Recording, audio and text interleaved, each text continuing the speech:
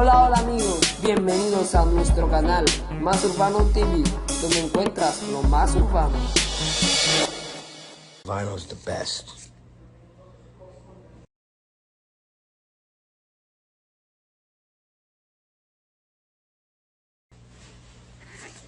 Nah, real talk.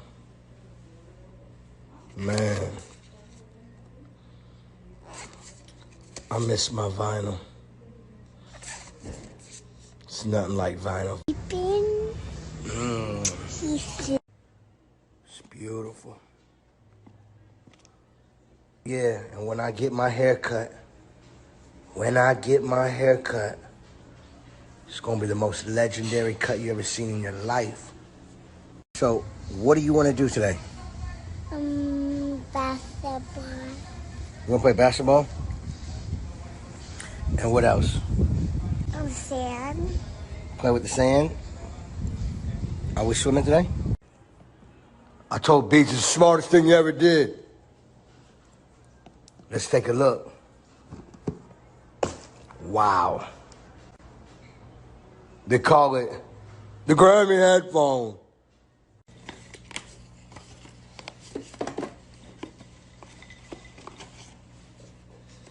You know about them 45s.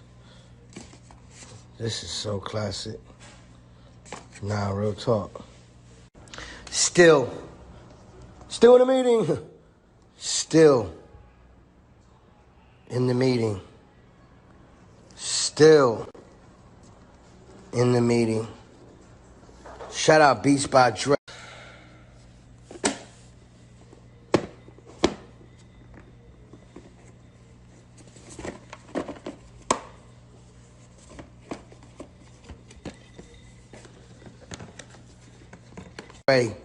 They made me a one-of-one custom headphone. They call it the Grammy headphone. When I won the Grammy, they said, Cal, we want to make you a special headphone for winning a Grammy. Go swimming again today? Oh, man. He's such a big boy. Where's your brother?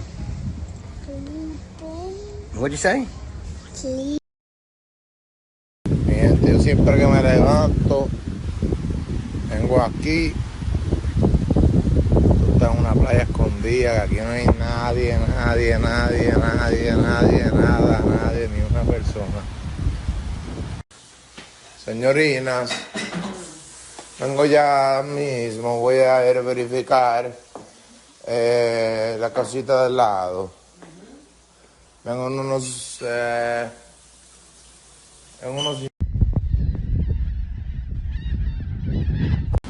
y después me guardo en casa.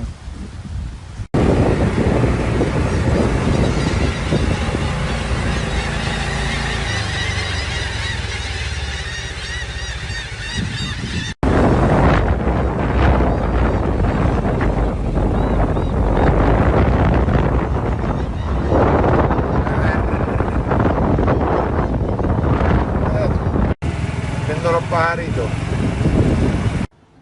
Buongiorno principezzo. Buongiorno, il grandissimo Dio ha creato un giorno. La casa está cogiendo la lluvia. Siempre. Instantes. Llévate eso. Oye, la funda. ¿Cuál funda? Esta de la tienda. No, no quiero. ¿Cuál? Esta. ¿Para qué? Que me la dejen en la entrada. ¿Esta? Mierda. ¡Ah! Mundo. Volvió el aguacero.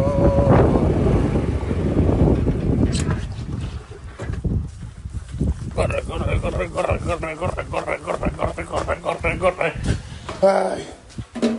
Sin llaves. De ningún carro. Dios.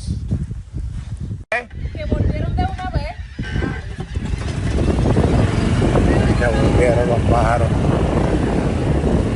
Vamos allí de nuevo, qué cabrones.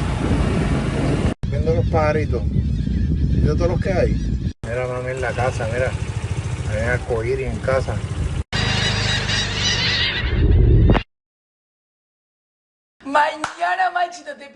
video porque nos vamos a dar gorro. Dale, Javi. Javi, puede. Vamos, Javi, con toda. La canción. Muestra el macho que llevas por dentro.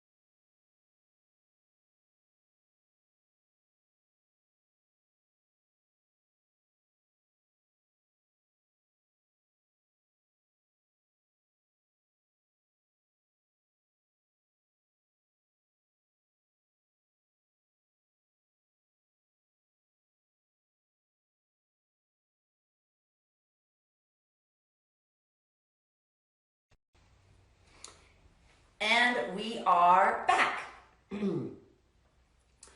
So I want to re-intro this next guest just to make sure everyone that is logging on right now to watch Bright Minded is aware of who we have on the show today, because it is a huge honor for this incredible woman to take time out of her busy day of fighting for injustice in our country to be on the show. So there is no intro I could do today that would express my admiration for my guest, who has spent her life fighting for issues that we've been talking about all week: access to healthcare, economic security, so Americans don't have to worry about how they're going to eat, and making sure that the most at-risk populations don't get left behind.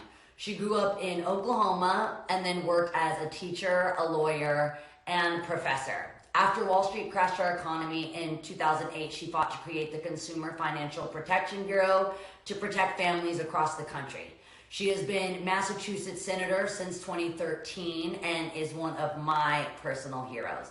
So I am super honored today to welcome Senator Elizabeth Warren.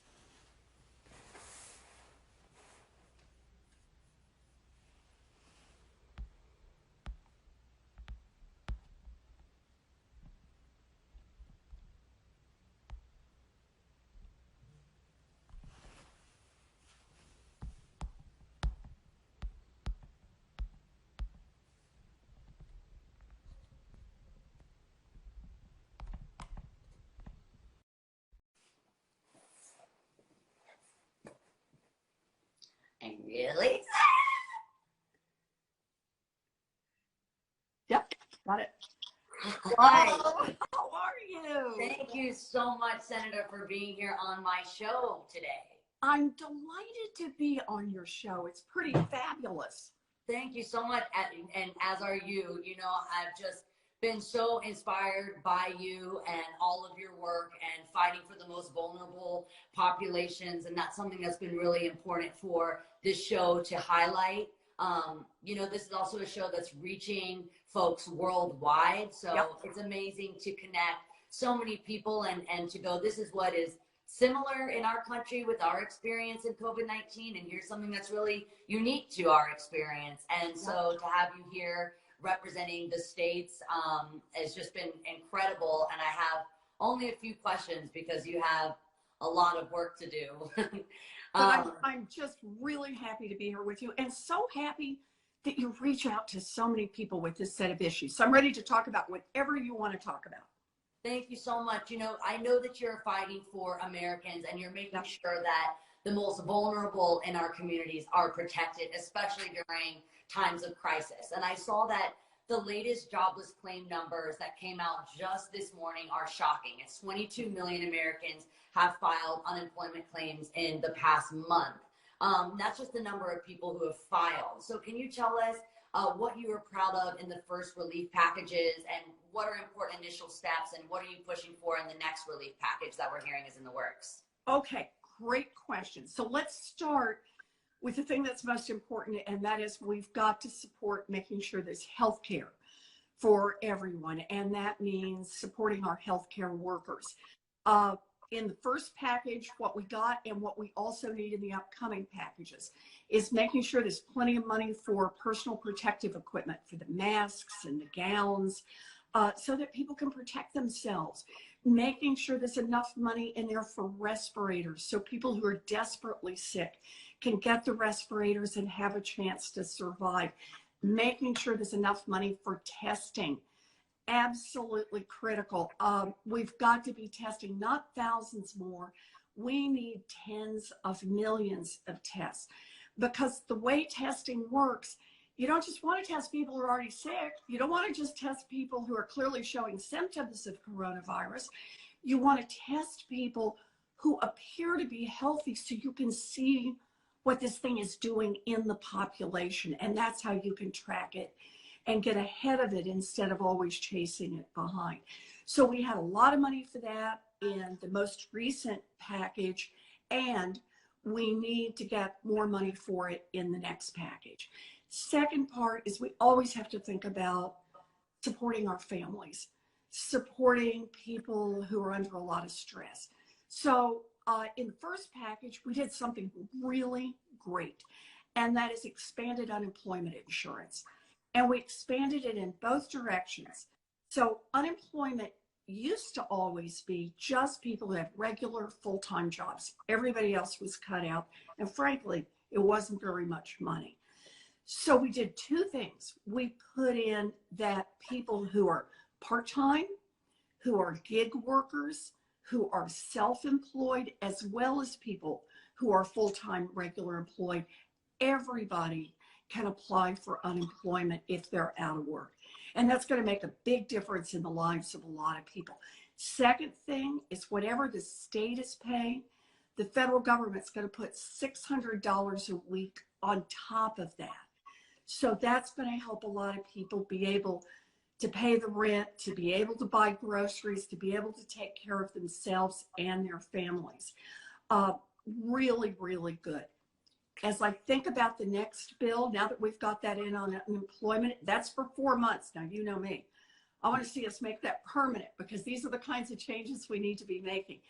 As I think about going forward, a piece we need to be doing to protect our families, I have a new bill out on protecting essential workers, an essential workers bill of rights, to make sure that all those folks who are delivering groceries for us, who are stocking the grocery store shelves, who are making sure the drugstore stays open, who are cleaning the buildings that are still open, that they are fully protected. And that means they get the protective gear, very much like the doctors and nurses do, and that they get paid hazardous duty pay. Come on, these are low-wage workers by and large, and giving them a boost in their wages would make it a lot easier, because they're the ones who are helping make sure that our whole country can stay safe. So that's important. Another thing we did in the old package that I think is really good is that we put in money to help small businesses.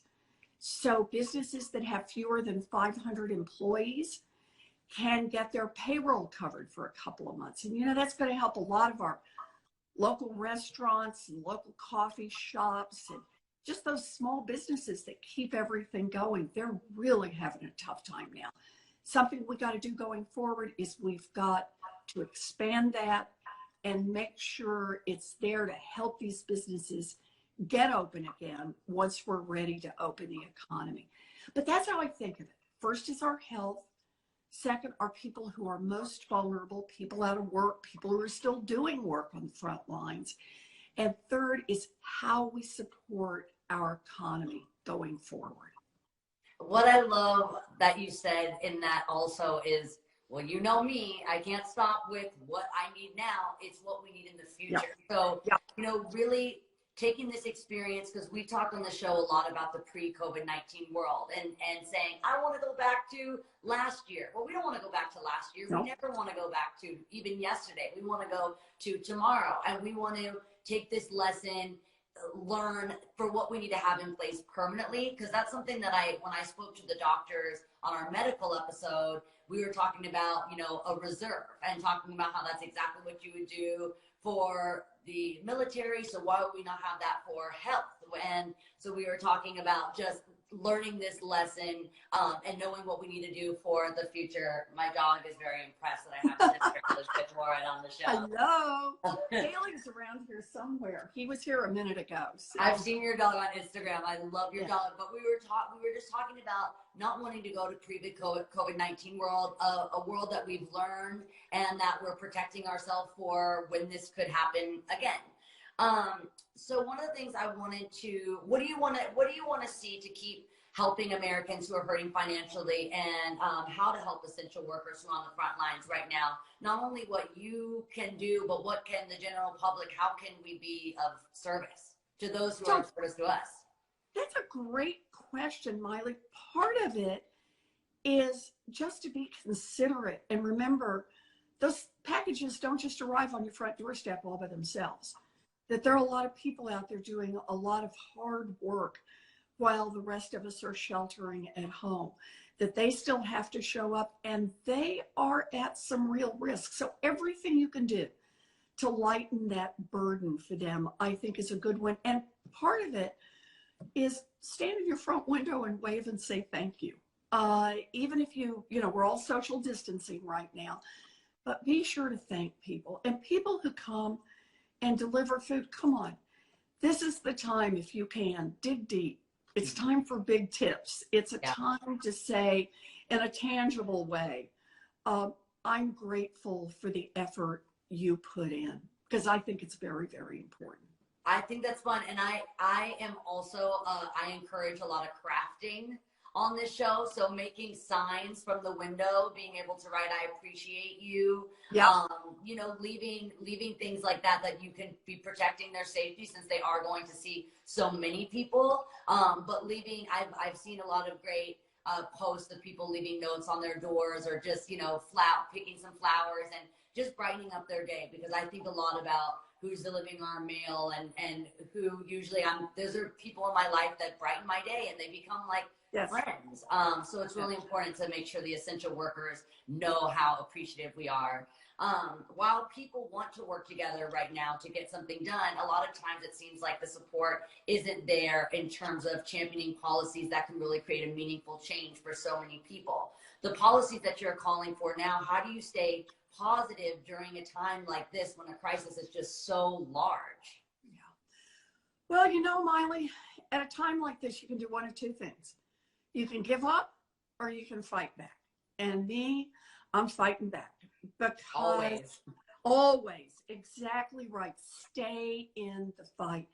Because, look, it's not only about this moment, it's that in a time of crisis, we see a lot in much sharper relief that's broken in our country.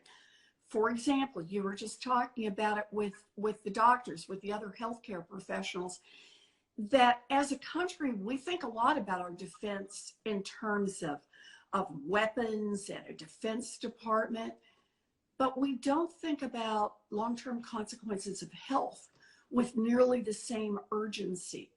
And yet we've seen in this pandemic how we are at risk and the rest of the world is at risk.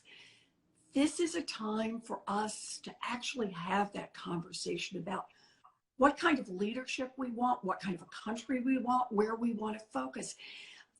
Same thing on climate change. You know, on any given day, people say, oh, I'll worry about this another time. But it's something that threatens all of us. And pandemics, climate change, we're reminded that we are one world. Mm-hmm. And that there's no such thing as we'll deal with it here in America and around the rest of the world, they can deal with that problem. Nope, we're all related. Our public health, our climate issues all come together. Racial inequality.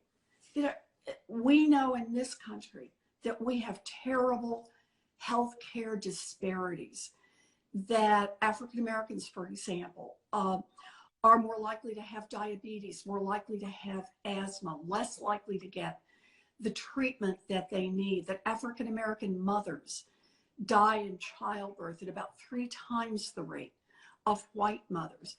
These healthcare disparities are now being magnified in this crisis, so that the early data seem to show that communities of color are hit harder, that African Americans are hit harder. This is part of the reason that Congresswoman Ayanna Pressley and I have teamed up and are pushing hard to collect the data, insist that we're collecting the data across the country on not just the gender and the age of everyone who's tested, but also race and ethnicity, so we can keep track to see how our healthcare system is responding. And when we discover inequities, then we can fix them now. And there's the heart of the whole thing. You ask me, what keeps me going? It's that we have a chance to fix things. Not just to talk about what's broken, but actually to fix things. We collect the data on testing, then we know where we need to go. And we know what kind of responses we need to make. This is a time that it's all been pushed to the edge. Everything we do. We're all hunkered down now. And we're going to have a lot of change as we rebuild this economy. And it's just like you said, Miley. We don't have to go back. We don't have to build the pre-corona economy. The going forward economy, that's the one where we can cancel out student loan debt. And we can say that young people are just trying to get an education. We want to support them. We want to make that happen. We can increase payments to people who are living with disabilities and give them a little better chance in this world. There are a lot of things we can change. We just have to stay engaged and in the fight, and now is the time to do it. So my dad always gives me these words of wisdom, and I never know how wise they kind of are, and I go, oh, Dad, whatever. But you said 2 things that he said to me a lot. He's always told me that a problem clearly defined is half solved. So by actually understanding the problem, then we know what you're asking of us, the general public, how we can be involved in changing that, with voting and just being active in our communities and speaking up. So we have to know where the problem, how the problem is defined, so we know a better idea of a solution. And my dad's always said a trying time is no time to quit trying. That's right. And it's easy to stay positive when things are good, and it's more challenging when things are challenging. And so to rise to that occasion and to try harder when we are being tried harder. I love that. You know, that's the measure of who we are as people. And it's actually been one of the best parts in this crisis. It's just like you said, the folks who put up the signs to say thank you, I appreciate you. There's been so much of that in communities all across this country and all around the world. It really gives me hope. There are good people out there who are ready to rebuild their communities, ready to rebuild their countries, and ready to rebuild this world. We can do this. And it gives me a lot of hope knowing that there's people like you who have dedicated their lives to fighting this injustice, standing up for the vulnerable. And I know you need to get back to that. So I just want to thank you so much for being on Bright Minded. You were just someone that I look up to, and I hope I don't just see you on like FaceTime and when we run into each other backstage at different shows. When it's all safe to do so, I just want to give you a hug and thank you so much for everything that you've done way before this pandemic and what you'll do way after it. Well, thank you, thank you, thank you. Let me say one last thing before you and I quit. Please. And that is, we all should have gotten a wake-up call with the election in Wisconsin last week. And so everything we want to do, in part, depends on our leadership. So critically important that we protect our right to vote. One of the things I'm pushing for right now is every registered voter in America should get a mail-in ballot for the upcoming election in November. They should be able to register online, and we should have expanded registration periods. If we have another wave of this pandemic, we do not want to make it so that people are having to make a choice between their health and voting. And we need to get those rules in place right now. I want to particularly emphasize that Vice President Biden, who is going to be the Democratic nominee, is strong on protecting voting. And one way to make sure we're strengthening our democracy is go to joebiden.com, pitch in $5, volunteer to do a little texting or a little phone banking. But we've got to be in this democracy. Every good thing we want to build depends on keeping our free and fair elections alive come November. And we've got to start now. Absolutely. Thank you so much. Thank you. Thank you. Bye, Senator. Bye-bye.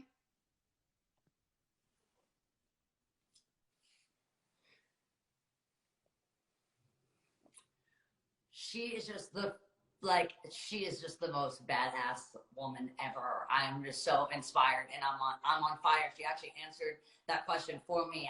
We were going to talk about our plans to make elections safe, including universal vote by mail, extending voting early. So I really want to see that plan come to life.